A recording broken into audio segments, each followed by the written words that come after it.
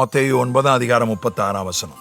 அவர் திரளான ஜனங்களை கண்டபொழுது அவர்கள் மேய்ப்பன் இல்லாத ஆடுகளைப் போல தொய்ந்து போனவர்களும் சிதறப்பட்டவர்களுமாய் இருந்தபடியால் அவர்கள் மேல் மனது உருகி தம்முடைய சீஷர்களை நோக்கி, அறுப்பு மிகுதி, வேலையாட்களோ கொஞ்சம். அதனால் அறுப்புக்கு எஜமான் தமது அறுப்புக்கு வேலையாட்களை அனுப்பும்படி அவரை வேண்டிக் கொள்ளுங்கள் என்றார். 10:1.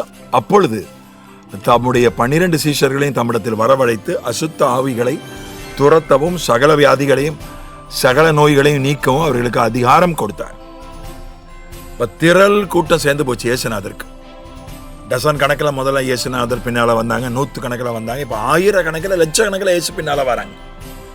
ஒரு திரள் கூட்டம் நம் பின்னால் வருகிறது என்றால் நமக்கு ரொம்ப சந்தோஷமா உற்சாகமா இருக்கும். நான் ஒரு நெல்லை மாவட்டத்தில் ஒரு பிரபலமான ஒரு பெரிய CSI சபையினுடைய வருடாந்திர விழாவில் பிரசங்கம் பண்ணும்படி போயிருந்தேன்.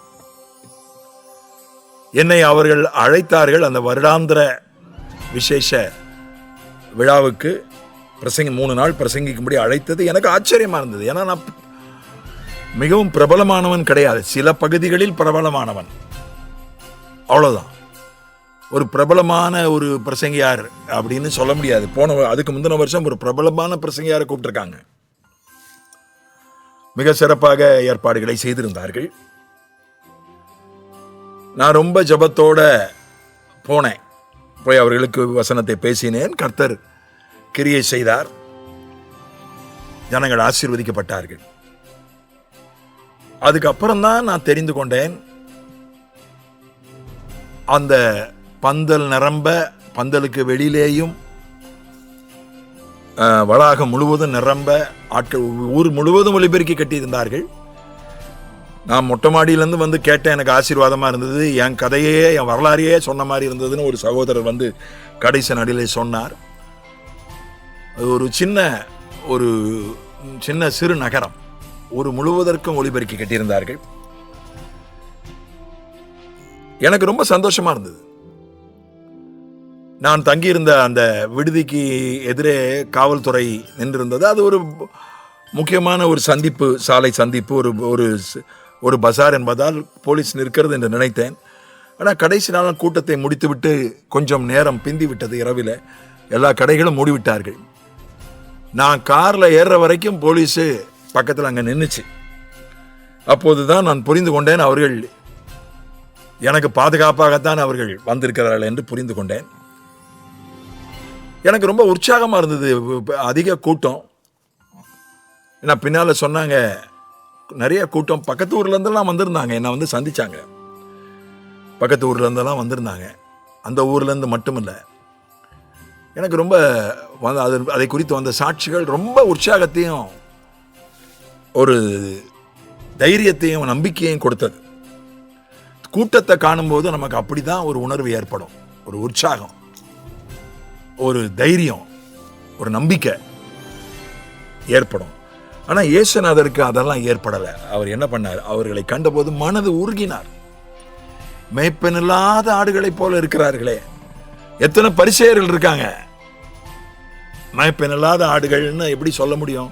இவங்க புறஜாதிகள் கிடையாது, யூதர்கள். இவர்களுக்கு நியாயப்பிரமாணம் உண்டு, ஆலயம் இருக்கிறது, ஊருக்கு ஊர் ஜபாலயம் இருக்கிறது, பிரதான ஆசாரியர்கள் இருக்காங்க, ஆசாரியர்கள் இருக்காங்க, லேவியர்கள் இருக்காங்க, வேதபாரர்கள் இருக்காங்க, பரிசேயர்கள் இருக்காங்க. எப்படி இவங்களை மேய்ப்பன் இல்லாத ஆடுகள்னு சொல்ல முடியும்? 11 பேருக்கு ஒரு ஊழியக்காரர் இருக்காரு. ஏன்னா 12 கோத்திரம், 12 கோத்திரத்தில் ஒரு கோத்திரம் லேவியர்கள். 11 பேருக்கு ஒரு ஊழியக்காரர் இருக்காரு. எப்படி இவங்களை மேய்ப்பன் இல்லாத ஆடுகள்னு சொல்ல முடியும்?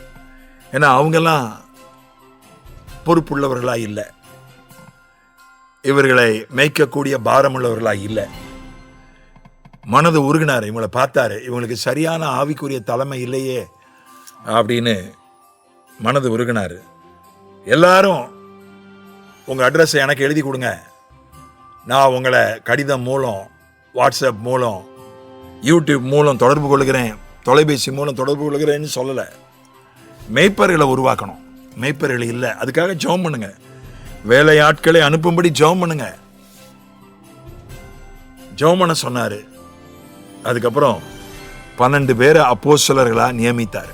அந்த 12 கோத்திரங்களை மேய்ப்பதற்கு 12 அப்போஸ்தலர்களை நியமித்தார். அவர்களுக்கு அதிகாரம் கொடுத்தார். சகல ஆவிகளை துரத்த, சகல நோய்களை நீக்க அதிகாரம் கொடுத்தார். இயேசு கிறிஸ்து பார்க்கிற பார்வையே வித்தியாசமானது.